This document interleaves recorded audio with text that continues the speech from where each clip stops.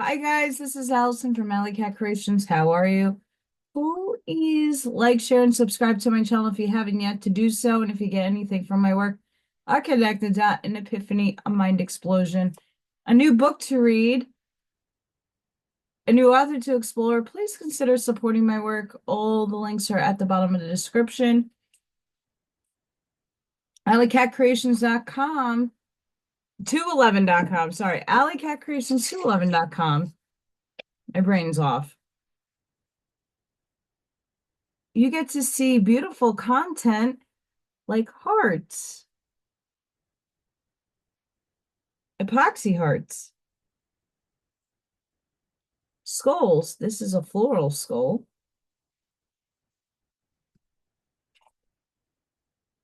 The paint and sip paintings that I do, pyramids, and all kinds of other stuff. So check out chicken. Check out my website, and if you're interested in anything, please consider emailing me that, hey, maybe you can get something from me. And spring is coming, Easter is here. Birthday season is huge in April. So if you're looking for something unique for somebody, please check me out. Chicken! Semi. And 3D memberships are a really nice way to support the channel. Um, you guys get free entries into my raffle giveaways, and I might be doing a special birthday extravaganza giveaway near or closer to my birthday. So stay tuned for that. Don't know what I'm raffling off yet. Haven't figured it out, but it's going to be good. Maybe. We'll see. Um, and I do oracle reads for the collective of the members that are there. So if you like oracle cards and you like what I do and what I pull, I do channel member only oracle card readings. And I might do a meditation here and there. We'll see. We shall see. Maybe. We'll see. Oahspe, the Book of S, daughter of Jehovah, being a heavenly history of the earth and her heavens, and of Etheria since 400 years ago, down to the dawn of Cosmon era.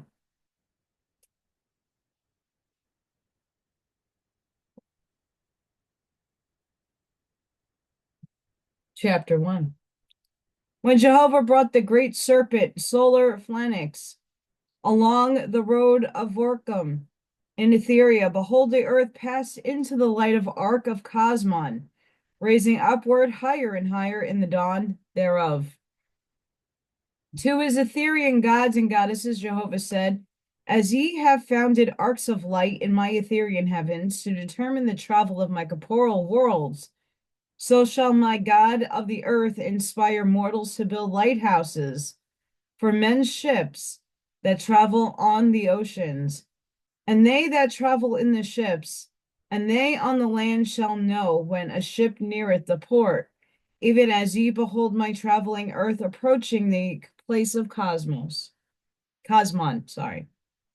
For this shall be an illustration unto mortals, that I have appointed cycles of time and dawns of times, with gods and goddesses to superintend my creations in tenderness and love, lest pre-adventure man become despondent, saying, alas, Jehovah provide not in wisdom commensurate with the magnificence of his creation.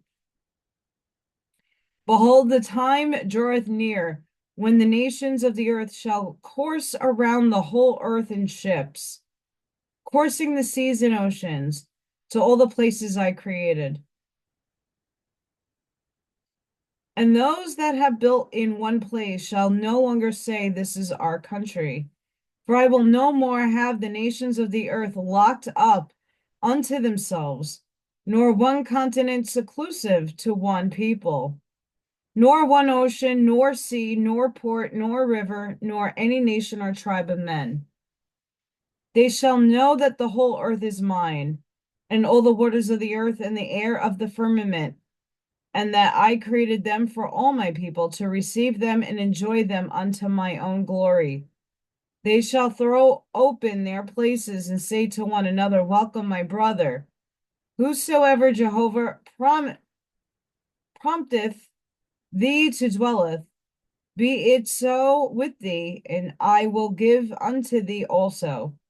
Now it shall come to pass when the different nations and peoples begin to travel from one country to another, they will scornfully say of each other, Thou heathen, thou outside barbarian. For they will judge the men's eyes, and with men's understanding, not comprehending the magnificence of the plans of my resurrections, which I provide unto them through my God and goddesses. As in the former cycles I sent unto the nations separately, so in Cosmon I shall not send separately, but unto the whole world. As in former cycles I sent leaders and commanding gods, so in Cosmon I shall not send either earthly leaders or a worshipful God or Lord. When men was in great darkness, I sent saviors and deliverers unto them. And my saviors taught man by certain commandments and by prayers how he should live to be saved from sin. But in Cosmon I shall send nor savior nor archangel with a loud sounding trumpet, but I will come to man's understanding through the light of my own wisdom. And man shall interpret my words as I speak to his own soul, and such shall be his sacred words. Man shall pray to me and speak to me in his own way, and not according to the dictation of any man, nor priest, nor sacred book, save the book of my creations. Neither shall man longer accept any of the former revelations and bow down unto them. For as I was sufficient unto the ancients to speak to them things that were good for them, even so I speak to my chosen of the Cosmon era that which is good for them also. My heaven shall be revealed unto them, a promise by my prophets of old, and men shall be taught how to see and comprehend my heavens with his own judgment, and not according to what any other man saith, my revelations are. Behold, in the ancient days I provided saviors and rabbis and priests to pray for men and confess him of his sins. But these things will I put away, and no one shall pray for the living, nor confess him of his sins, by words or signs or ceremonies. But every man shall pray for himself in his own way, and confess his sins unto me for forgiveness. Sounds like now. Maybe.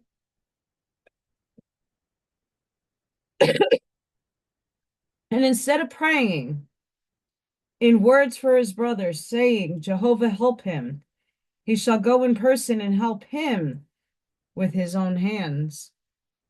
Neither shall man sit idly and say, O Jehovah, help thou me, come and save me.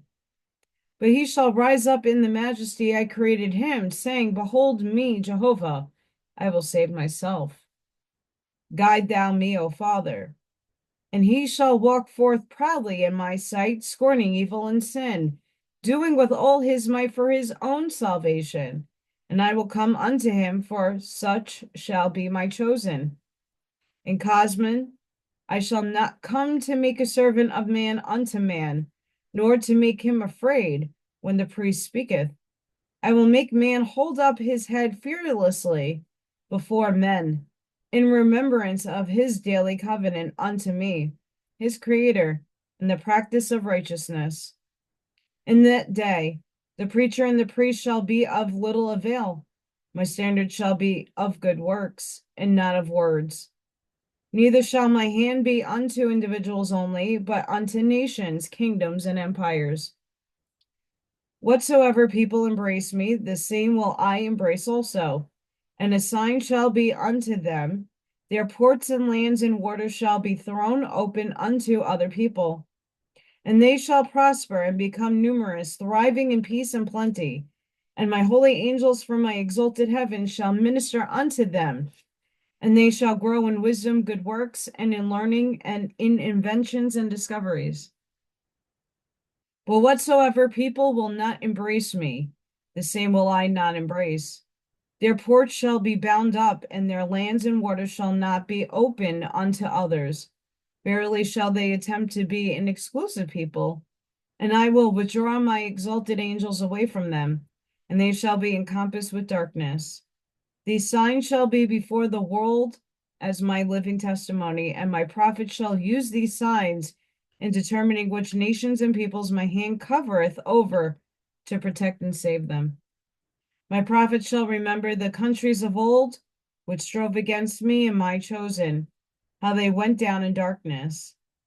When my dawn of a cycle cometh, I ever put away the ancient doctrines and the established gods and saviors. None have ever stayed my hand.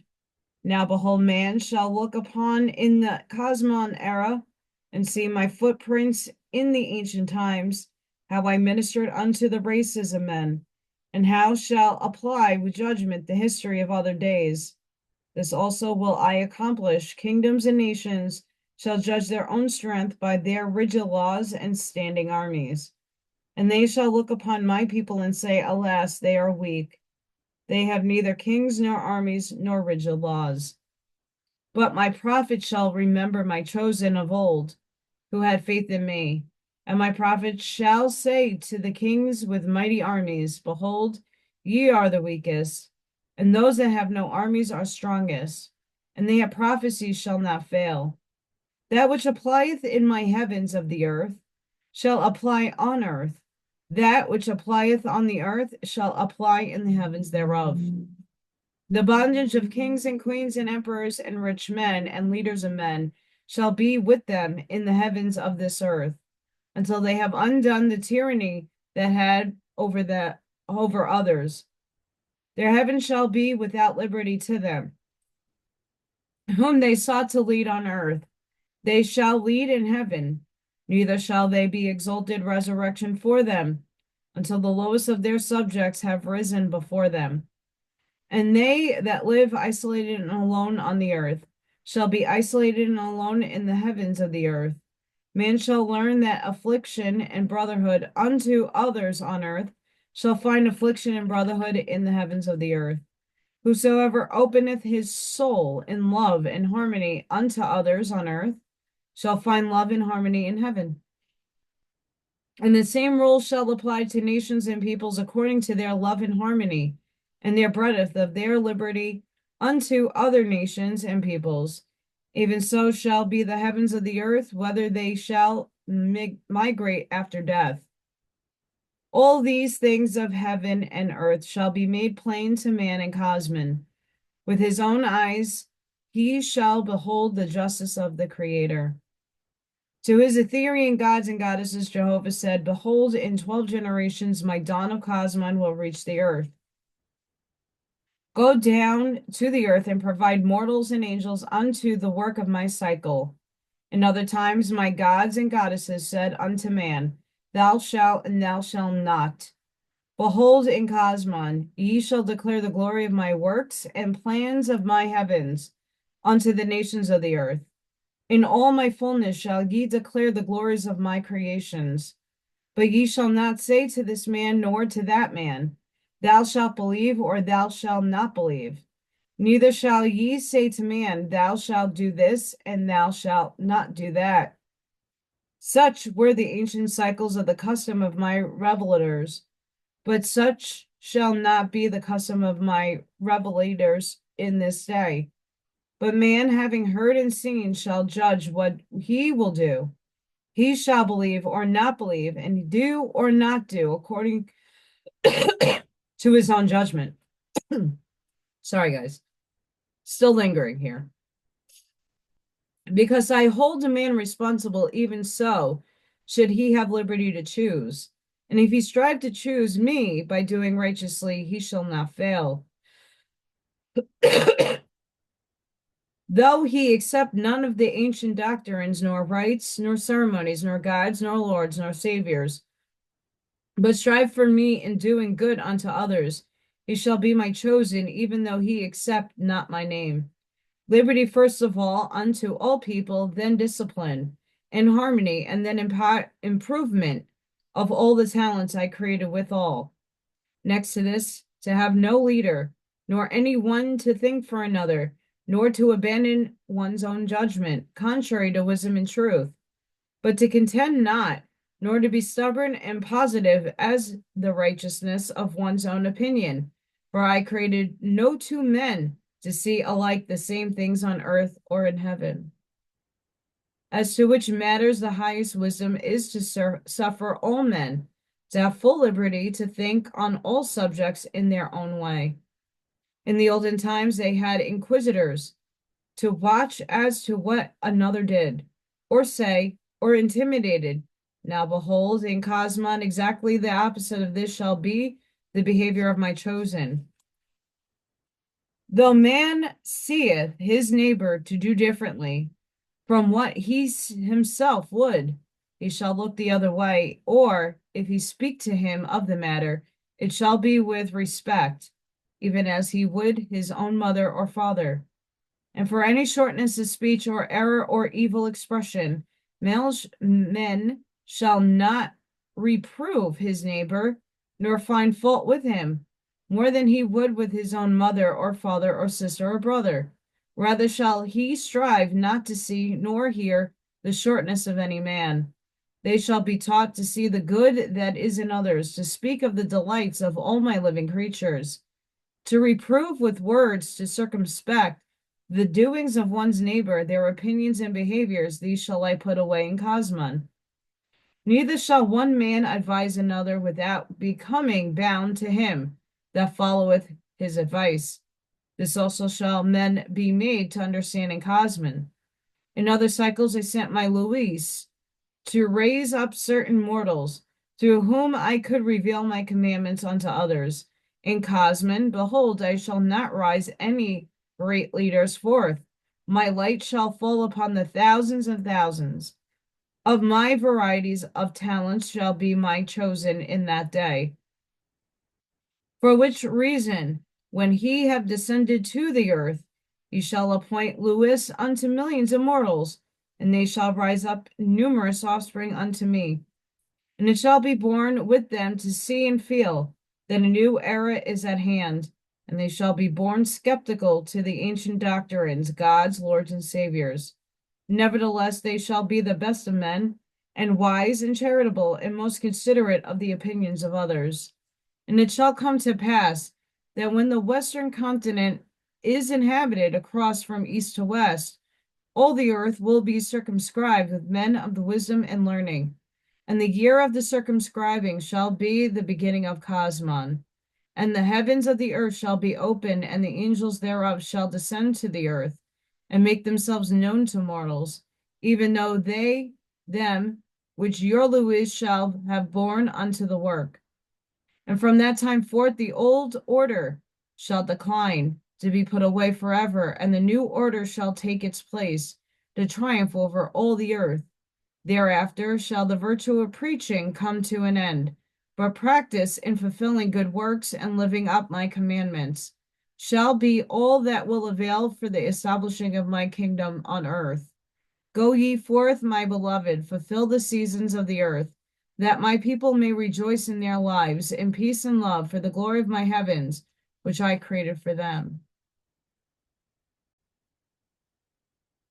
As said, far up in the vault of the firmament, in the Etherian realms of Jehovah, the voice of the Almighty had spoken. The Orion chief of Huamat and Balas call unto the gods and goddesses of the plains of Thessiona and Nadab and Vrag Alma, called for 10 million volunteers. Chonaling, son of Jehovah, chief of Fabiwachos, however you say these names, and Baala said, "Come, O ye gods and goddesses, come with me down to the red star. The earth is near the ark of Cosmon, era of Cosmon. Come and think for mortals, inspire them with holier thoughts, make them comprehend the light of Jehovah." Then spake Thitchia, chiefness of Humat, and Dicaondanis, saying, "Come, O ye gods and goddesses, I will lead you yonder to the rising red star, the little traveling earth. Behold, she cometh our way. She will cross the ark of Cosmon in 400 years. A very long L name I am not going to get. Orion, chief of Yohama, of 200,000 years, god of Ithwan, 40,000 years, said, "Come, O ye gods and goddesses, come to the red star. Behold, my Octavian, my fire ship, goeth that way on her cruise of 10,000 years. Come with me, my Octavian will carry 1,000 million. I will halt and leave you on the earth with mortals." Chi Sin, chief of Awantaba, of 60,000 years, called the host of his swift messengers 10,000. Unto them he said, "Provide all arrow ship of great velocity, and go ye in the former roadway of the earth. In the regions whither she traveled thousands of years, proclaimed it in the Etherian heavens, another corporeal world, the earth, near the time of Cosmon. Mortals on the earth are to be illumined, and gods made to comprehend the glorious plans of the heavens of the Almighty. In 400 years, the Father's kingdom to be found on the red star. Born Othtes, chief of Guaga, called his holy council in the palace of Nu, gardens of Lestanzi, and they looked across the firmament far off to see the slow rolling earth. Their mortals still groped in darkness, whose people could not read the unseen heavens. Here they deliberated, some to wonder how it was that the earth, in all the time of her being, had only sent a few 100,000 million angels into the Etherian heavens. As to where they dwelt, that they had as yet never been heard of in these fruitful gardens in Etheria. Others surmised the lowness of her grades. Then spake Octava, goddess of Perontius. She said, "Oh, I remember the earth. Her side was crushed, and the form of her lands changed by Af in the Ark of Noah, 24,000 years ago. Hyata, goddess of the flying wing, was there, and I with her in her Arvanga. Oh, it is a glorious world. I will be one, a volunteer to go thither for the 400 years. Atava was the first volunteer, but now the names enrolled like sparks of fire flashing in the firmament. Presently, the numerators sent up rockets, the signals that the 10 million had responded to Jehovah's call. These then were the Etherian kingdoms who contributed: Jason in the swamps of Lu, Rhodus of the mountains of Kembach, Tisan of Korwa, of the plains of Tessahacha, Amos, Chosun resort of Sagama, and kingdom of Methiza, goddess of Tusta. Born Oti, however you pronounce it, sent swift messages to these kingdoms. Some were 500,000 miles distant, and some lay on the crooked lanes and hid amidst nebulous forests. And yet others over and beyond mountains, thousands of miles high and broad. And he called them to assemble in Paita, the port of some very long Orion shit show word that I cannot pronounce, under the arcs of Geddes, to consult together and prepare for the journey. So when the hosts were assembled in Paita, Jehovah appointed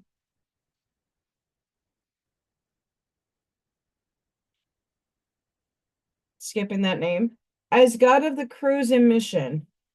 And another really ass-long name ordered his fire ship to be brought to Parita, where it no sooner arrived than the hosts of the mission, the 10 million, went abroad as guests and companions to that really long L word, 50 million traveling visitors to worlds 10,000 times farther on. And now began the trumpeters and the ensuers, in songs of praise, the two bands of musicians, a million performers. Then upward, outward rose the Aravanga, the ship of fire, whose photosphere, as to size, was like a world, rose up higher and higher, heading for the far-off red star that coursed in the serpent's coil 1.5 million miles a day.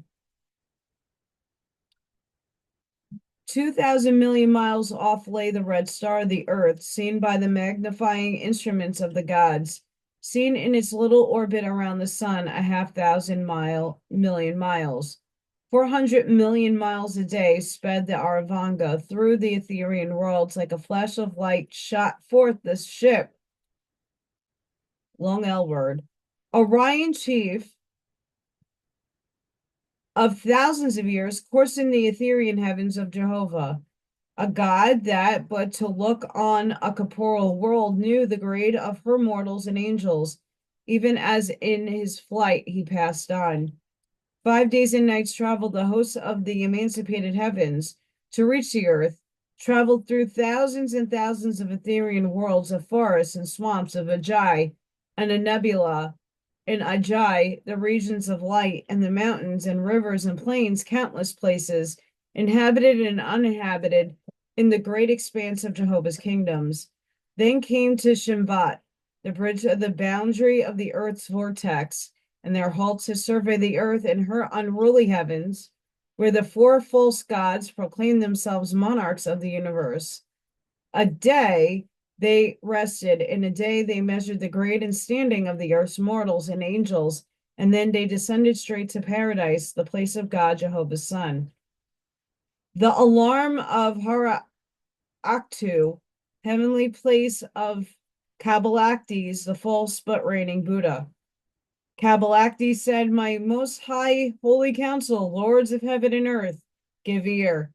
This day my scouts on the border of Vridat, my suburban kingdom in Tau, saw a light descending like a world on fire. Consternation came upon my dutiful subjects, fearing some foreign god menaced their liberties. To appease them, Hathav, my lord in command, dispatched hither messengers to know my will. But when they arrived, others came also, but from the heavenly plateau. Don't know how to say that name. My northern kingdom with the same ominous tale. They, then others from other kingdoms in my heavenly regions. Some have seen the light but faintly, some have seen it brilliant as a pillar of fire. While as here within our well-secured heavenly seat, it hath been only as a falling meteor. Speak, my lords, know ye more of this? A name I can't pronounce. Lourdes said, "O highest of gods, be considerate of my womanly fears and detract accordingly from my magnified expressions. To me, this descended star is some far off ally with God, Jehovah's worshipper, in paradise. For by the course of the falling light, it landed thither. Is not this some stratagem to reestablish Jehovah, whom we have chased from earth and heaven?" Thebao, Lord, said, "It was not a year since some other foreign god descended to paradise. Behold, this last one cometh from the same angle beyond Shinvat. Peradventure, the former was not a scout sent from some realm, which hath now answered his mighty Aravanga. Sinlo, Lord, said, it was said of old, when the heavens clear, look out for Jehovah's worshippers, the infidels against the reigning gods. Now behold, in the very season when Ajai flieth away, our souls are on the eve of rejoicing. Here cometh on an ominous meddler with our slaves to do us mischief. This spake many lords, alarmed for a secret sin, as slavery justified by the master's conscience, being held down, is easily tormented with suspended griefs, not yet come to pass. And more than this, in Cabalacti's holy council of 1,000,000 members were many who had been long promised permanent and higher dominion than to legislate for others' kingdoms, and they had received nothing worthy of the name for more than 1,000 years. And these had a small spark of hope left that some external disaster to Cabalacti's extensive kingdoms would open the way for rich adventurers in their own behalf, with millions of slaves to do them reverence. So even whilst their tongues upheld their monstrous idol, Buddha, the false, their own souls were equally perfidious. When many of the Holy Council had spoken, then again Cabalactes went on, my marshal-in-chief shall select a host of 1,000,000 strong, and provide them an arrow boat, to which command I appoint T. general, to go to paradise in my name, greeting to learn the will and pleasure of these adventurous God, that cometh to the vanquished kingdom of Jehovah's Son, to offer him with freedom of my kingdom for a monthly visit. Perchance he hath never seen a city built of gems and precious stones, and the palace throne of the all-highest God, the which to look on may abash him from undertaking some foolish scheme. Now, according from the false Buddha's magnificent heavenly kingdom, there went out an arrow boat, the most precious gem ever built in these heavens, and in 1,000,000 hosts array as very gods and goddesses in splendor, whilst T. with his shining crown and blazing jewels, bespake his generalship as from a rich kingdom. 200,000 slaves worked the boat, and many of these had been in earth life Buddhist priests, and were now serving their apprenticeship of 200 years in order to have the privilege in future time of crawling on their bellies to see the throne of Buddha, the false, and see all highest ideal God. Thus then went the arrow boat in all its glory to paradise, seat of Jehovah's Son. The alarm in Itoashun, heavenly kingdom of Inchisia, the false but reigning God Brahma. Whilst Inchisia and his holy council were assembled in the palace of Itashang, there came messengers from no less than 36 of Inchisia's sub-kingdoms, alarmed with magnified accounts of the fire ship seen descending to paradise.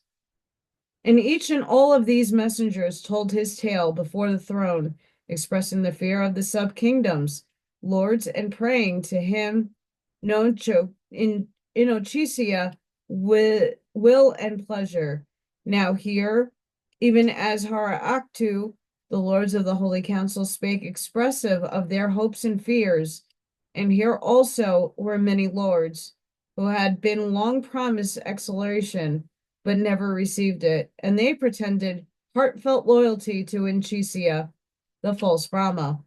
Even while with secretive hope they prayed some adventurous god might come and break up Inchisia's kingdom, feeling that in the spoil they would profit in heavenly kingdoms of their own. Then spake Inchisia, saying, in the name of the Holy Ghost, I thank you all, and for your loyalty make myself your humble God to do your wills and pleasure. First then, that our unapproachable kingdom shall ever remain the all-highest heaven, where ye shall rest secure forever. I will prove most alert to learn the designs of the visiting God. Behold, I will send thither an arrow boat with 1,000,000 lords arrayed in splendor, and every one crowned, and over them Kazimurthra, however you say that name, Lord in chief. In my name, in the name of the Holy Ghost, my host shall greet this God, and invite him hither on a monthly visit. Perchance he hath no knowledge as to what the all-highest God is. So it came to pass an arrow boat was made, and the most magnificent ever seen in Itashang, in a million lords, with jewel crowns, embarked, commanded Kazi Marthara, something like that, Lord in Chief, and they sped off for paradise also. And I'm going to leave it here.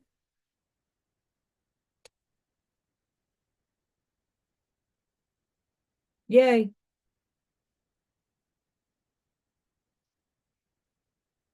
Sending each and every one of you love, light, compassion, grace, shielding, and protective energy. Please go within. Be the shoulder. Be the lighthouse. Seed your truths. Glad I found a section I haven't read yet. This is interesting. And we'll be continuing on for the next one. So don't forget to like, share, and subscribe if you haven't yet to do so already. Thank you all for showing up, for coming, and I hope to see you all in the next one. Thank you for watching. Bye for now.